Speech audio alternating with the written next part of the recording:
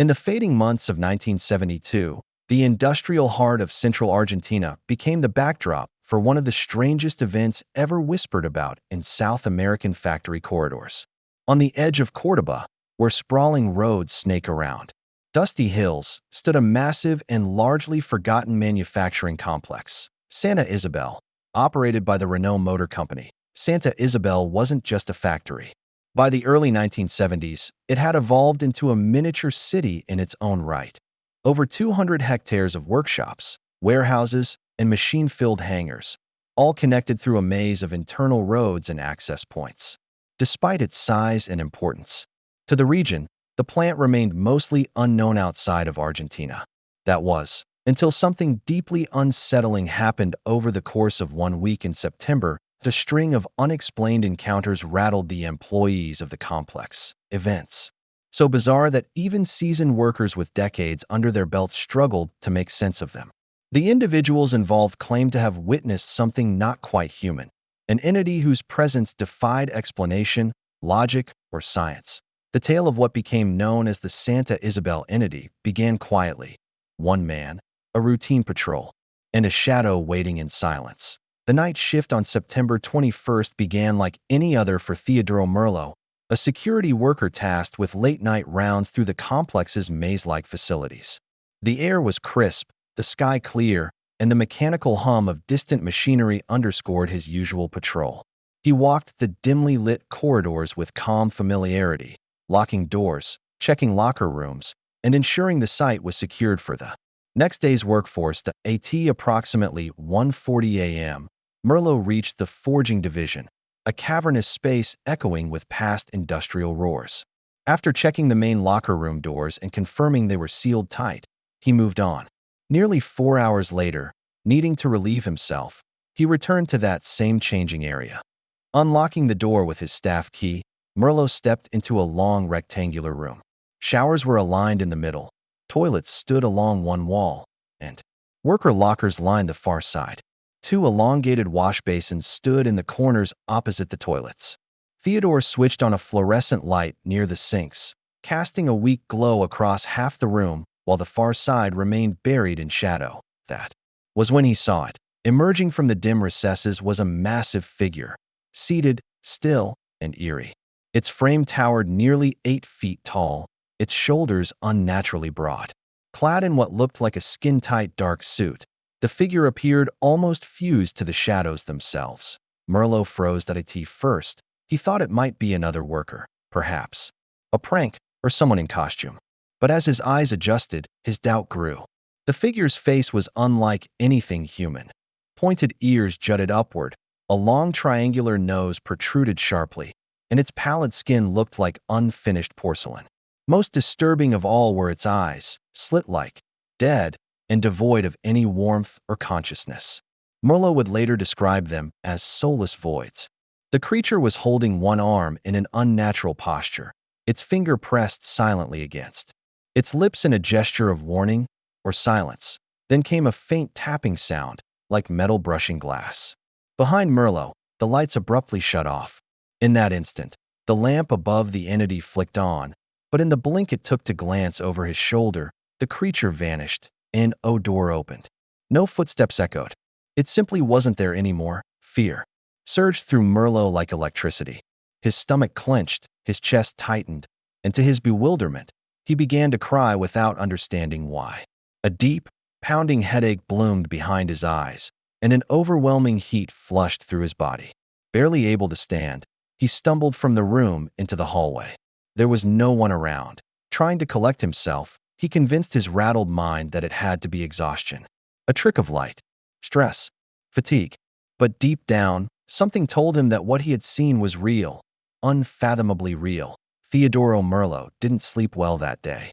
Though the headache and strange warmth eventually subsided, the memory of what he'd seen lingered like a stain on his thoughts. By evening, he tried to brush it off and prepared himself for another shift. Perhaps it had been a hallucination, a dream, or an overactive imagination pushed too far by solitude and fatigue. At around 9:30 p.m., he boarded the usual bus bound for the plant, taking his regular spot just behind the driver. The vehicle rumbled through the outskirts of Córdoba, picking up workers in silence and low conversation. All seemed normal, until Merlo looked up the eye in the rearview mirror above the driver's head. He didn't see his own reflection. Instead, he saw a face, that face, filling the narrow glass completely. The same emotionless, pale visage from the locker room. Its lifeless eyes were fixed directly on him. Merlo's breath caught in his chest. The features were clearer now. Narrow, slanted eyes. Deep creases under the cheekbones. The long triangular nose. The same impossible stillness, as if it were not alive, yet very much present. Panicked, he scanned the bus. No sign of the figure anywhere among the passengers. Most were either nodding off or whispering quietly to each other, completely unaware, desperately. He glanced back at the mirror. The face hadn't moved.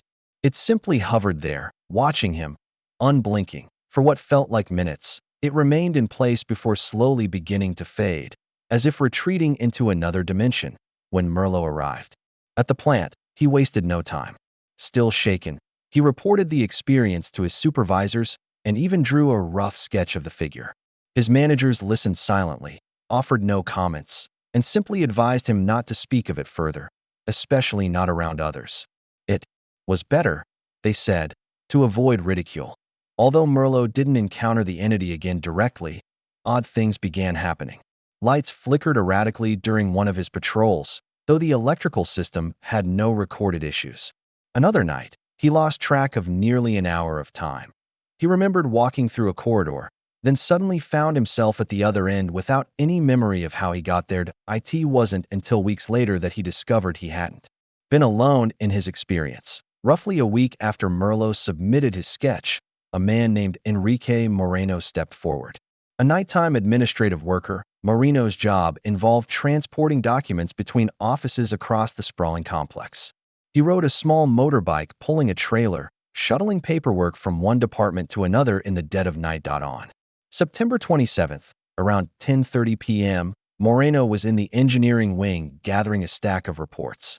As he reached for the last folder, the lights in the room suddenly blinked off, then back on, accompanied by a loud, low mechanical hum. It reminded him of a jet engine idling far too close. Yet no machinery was active nearby. Brushing it off, Moreno continued his rounds. His route eventually brought him near a roadside area where rows of vehicle chassis were stacked in preparation for transport. As he neared them, something unusual caught his eye. A figure, enormously tall, was moving silently behind the metallic frames. At first, Moreno thought it might be a prank, someone on stilts, maybe, or two workers playing around with a costume. But as he got closer, the form stepped into view and turned toward him. Then his motorbike locked up. The wheels seized without warning, throwing him forward until he skidded to a halt only a few meters from the figure. The engine sputtered, then died, as the thing stood in the middle of the road. Watching him, the being's skin was ghostly pale, almost luminescent under the industrial lights. It wore a tight-fitting suit, black or very dark green, with a strange silver belt wrapped around its waist. From the belt hung a thick, metallic holster.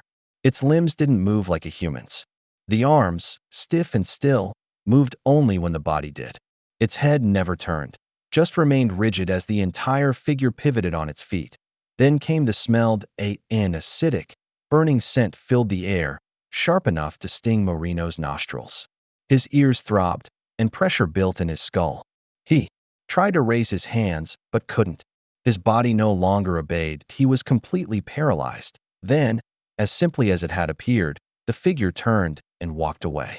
The moment it left his line of sight, his motorbike jerked forward again. Suddenly freed, he raced to the security station, nearly losing control of the bike on the way. The guard on duty scolded him at first, but grew serious when he saw Moreno's pale, trembling face. Moreno recounted everything. The guard agreed to return with him to the spot, but the figure was gone. In its place were two strange impressions in the dirt, rectangular footprints, too large and too even to be made by normal shoes. Even stranger, the metal chassis nearby felt warm to the touch, as if something had radiated heat around them. Moreno's watch, previously working perfectly, had stopped ticking. The last recorded time? 11:13 p.m., the moment he'd left the engineering office. Yet the guard had logged his arrival at the gate at 11:30. Nearly 17 minutes were unaccounted for. Later inspection showed that his watch had become unusually magnetized. That night, Moreno's sleep was disturbed. His girlfriend said he murmured in his sleep about a man made of metal. Despite his disturbed sleep and the lingering pressure in his ears, Enrique Moreno returned to work the very next evening. At first, everything felt normal, almost too normal. The hum of the plant's machinery, the shuffle of paperwork, and the occasional crackle of distant radios offered a reassuring background. But the calm didn't last. Later that night, while sitting alone in his office, he had just finished unloading a shipment of sheet metal and was preparing to exit the complex when a blinding white light filled the interior of his truck. Alarmed, he scanned his surroundings and noticed an enormous figure pass beside the driver's side window. It was so tall, he couldn't see the top of its head. Before he could react, his truck's engine stalled, and all the surrounding streetlights flickered out. A sharp buzzing began in his skull.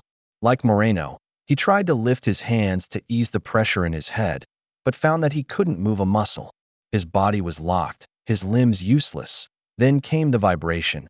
The entire truck shook violently as if caught in a tremor. Papers and tools tumbled from the dashboard. Through the windshield, Rodriguez caught a clearer glimpse of the figure. The entity walked in front of the vehicle, carrying a round, glowing device in its hand. It moved stiffly, unnaturally. Its legs barely bent at the knees, giving it a robotic sway.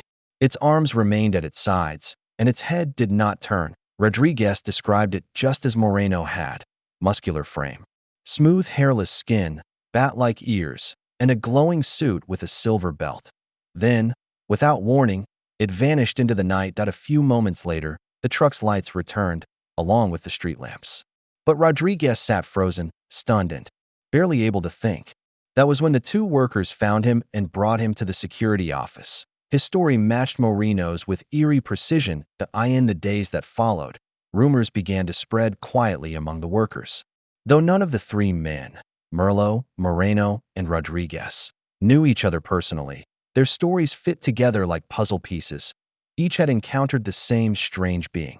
Each had suffered unexplained symptoms: dizziness, disorientation, intense pressure in the head, and partial paralysis.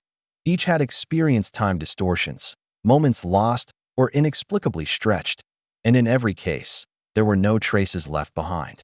No footprints, no security footage, no mechanical malfunctions logged in the plant's systems.